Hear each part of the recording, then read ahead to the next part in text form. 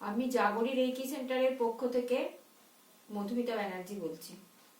আজকে একটা নতুন বিষয় নিয়ে আপনাদের সঙ্গে বলতে এলাম, মানে শেয়ার করব বলে এলাম আর কি। এটা হচ্ছে টুইন ফ্লেম। টুইন ফ্লেম কি অনেকেই জানেন না, আবার অনেকেই জানেন। টুইন ফ্লেম হচ্ছে একটা আত্মা দুটো দেহ। একটা আত্মা দুটো দেহ, এটা কি করে হয়? এটা হয় কোনো কার্মিক অ্যাকাউন্ট থাকলে, আগের জন্মের কার্মিক অ্যাকাউন্ট শোধ করার জন্য অনেক সময় একটা আত্মা বা কোনো লেসন বাকি থাকলে তখন একটা আত্মা দুটো দেহে আসে। সেক্ষেত্রে টুইন ফ্লেম কে হতে পারে? আপনার হাজব্যান্ড হতে পারে, আপনার অন্য কেউ হতে পারে, খুব মানে গভীর রিলেশন আছে এরকম কেউ হতে পারে, বাইরের কেউ হতে পারে। তো যেই হোক না কেন, তাকে ছাড়া আপনি অচল। আবার তাকে ছাড়া আপনি যেমন অচল, সেও আপনাকে ছাড়া অচল। দুজনের মধ্যে তুমুল ভাব, আবার পর মুহূর্তে কি তুমুল ঝগড়া। এই রোদ তো এই বৃষ্টি। এই সম্পর্কটাকে কি বলা যায়? অ্যাকচুয়ালি এটা এমন এক ধরনের সম্পর্ক, যেমন ধরুন এই যে বলে না, সামনে থাকলে চুলো চুলি আর দূরে গেলে প্রাণে মরি, অনেকটা সেই রকম। অনেকটা না, পুরোপুরি সেরকম।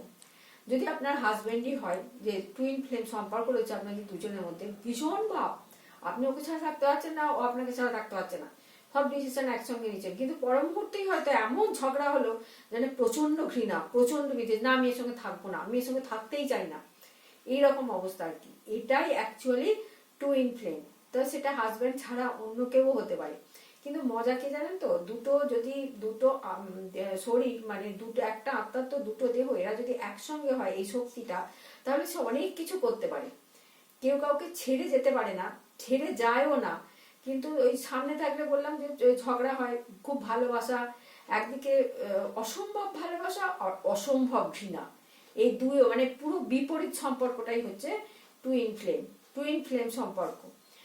এবার এরা কেন এরকম সম্পর্কটা হয় কেন? এটা কিন্তু খুব পেইনফুল সম্পর্ক, খুব যন্ত্রণাদায়ক, প্রচন্ড যন্ত্রণাদায়ক সম্পর্ক, আবার প্রচন্ড দামি সম্পর্ক। এটা টুইন ফ্লেম হওয়াটা যেমন ভাগ্যের ব্যাপার, সৌভাগ্য, যেমন সৌভাগ্যের ব্যাপার, তেমন আবার খানিকটা কষ্টেরও ব্যাপার। কারণ আপনি তাকে প্রচন্ড ভালোবাসেন, সেও আপনাকে প্রচন্ড ভালোবাসে, আপনারা সব কথা শেয়ার করছেন, তাকে ছেড়ে থাকতে পারছেন। অত একটা তুচ্ছ ব্যাপার নিয়ে এমন ঝগড়া হলো যে আপনি বলেন যে আমি আর ওর সঙ্গে থাকবোই না, মানে আপনি ওকে প্রচন্ড ঘৃণা করেন। সে হয়তো দূরে সরে গেল, কিছুদিনের জন্য হয়তো কোথাও সরে গেল, তখন আপনি আবার তাকে ছেড়ে থাকতে পারছেন না, তার জন্য মন পুড়ছে। তারও ঠিক তাই, আপনাকে ছেড়ে থাকতে পারছে না। ব্যাপারটা বোঝাতে পেরেছি টুইন ফ্লেম কি?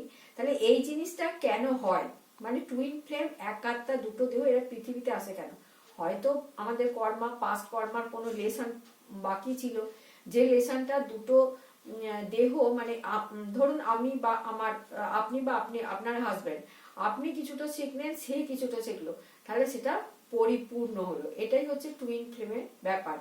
তাছাড়া কোনো কার্মিক অ্যাকাউন্ট, মানে কোনো হয়তো লেনা দেনা বাকি ছিল আগের জন্মের বা তার আগের জন্মের, পাস্ট লাইফের কোনো লেনা দেনা বাকি ছিল, যে আপনি হয়তো তার কাছে ঋণী বা সে আপনার কাছে ঋণী, ঋণ শোধ করার জন্য আপনাদের জন্ম হয়েছে। একই দেহে, এই একই আত্মা দুটো দেহে পৃথক পৃথক ভাবে জন্ম হয়েছে। এটা কিন্তু খুব সৌভাগ্যের, আগেই বললাম যে এটা খুব সৌভাগ্যের, খুব মেহেঙ্গি, খুব দামি জিনিস, খুব দামি জিনিসটা পাওয়াটা ভাগ্যের ব্যাপার। কিন্তু এই যন্ত্রণাটাকে তার সঙ্গে সহ্য করতে হবে। যন্ত্রণাটা যদি সহ্য করতে পারে না, যদি দুজনে যখন ঝগড়া হচ্ছে ধরুন, তখন যদি একজন চুপ হয়ে যায় এবং তার কথা মেনে নেয়, তাহলে এরা যে বাদ বাকি যে সময়টা থাকে, সেই সময়টাই দুটো শক্তি একত্রিত হলে সে পৃথিবী জয় করতে পারে।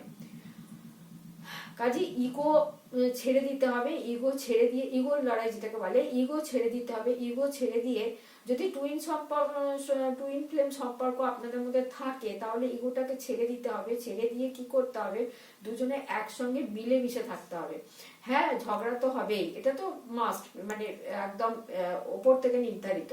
তো ঝগড়া অশান্তি প্রচন্ড ভাবে হবে, একটু আধটু নয়। বললাম না, এমন হবে যে মনে হবে যে ডিভোর্স হয়ে গেল, বা মানে আমি এত ঘৃণা করছি ওকে যে আমি ওকে সহ্য করতে পারছি না, এখনই চলে যাক, এখনই আমার সামনে থেকে চলে যাক, এরকম অবস্থা। আবার সে সরে গেলেও আপনি থাকতে পারছেন না, এইরকম আর কি। তো সেই জন্য বলা কি, যে একজন চুপ করে যেতে হয়। একজন চুপ করে গেলে দেখবেন তারও ইগোটা আস্তে আস্তে ঠান্ডা হয়ে যাবে, তারও মাথা ঠান্ডা হয়ে যাবে। তখন তো আপনারা আবার আগের সম্পর্কে, যে আপনি ওকে ছেড়ে থাকতে পারছেন না, ও আপনাকে ছেড়ে থাকতে পারছে না। কাজে আপনাদের এই দুটো শক্তি একত্রিত হবে যখন, তখন আগেই বললাম যে অসাধ্য সাধন করা যায়। তো এক্ষেত্রেও তো ঠিক তাই। সেই জন্য ইগোটা ছেড়ে দিন, আর যদি আপনাদের মধ্যে স্বামী স্ত্রীর মধ্যে যদি এই সম্পর্কটা থাকে, তো আমাকে রিলেশনশিপে, আপনাদের দুজনের রিলেশনশিপে, মানে আপনারা হাজব্যান্ড ওয়াইফ বা অন্য কারো যদি এই টুইন ফ্লেমের সম্পর্কে থাকে, তাহলে কমেন্ট করতে পারেন। এতে আরো অনেক অনেক জিনিস আছে, যত বলবো তত ভিডিওটা দীর্ঘ হবে আরো। তো আজকে এটুকুনি থাক, মোটামুটি আশা করি বোঝাতে পেরেছি। আর আমার ভিডিও যদি আপনাদের ভালো লাগে তো একটা সাবস্ক্রাইব করলে খুব খুশি হব, আর নতুন ভিডিও করার অনুপ্রেরণা পাবো। ভালো থাকবেন সবাই। আর সবাইকে আমার ভিডিওটা দেখার জন্য সবাইকে অসংখ্য অসংখ্য ধন্যবাদ, আর ইউনিভার্সকে ধন্যবাদ। নতুন বছরে সবাই ভালো থাকুন, সুখে থাকুন। আবারও বলছি, আমার চ্যানেলটা একটু সাবস্ক্রাইব করে দিলে আমি আবার নতুন ভিডিও ছাড়ার অনুপ্রেরণা পাবো। থ্যাংক ইউ, ধন্যবাদ সবাইকে। ইউনিভার্সকেও ধন্যবাদ। ধন্যবাদ ইউনিভার্স।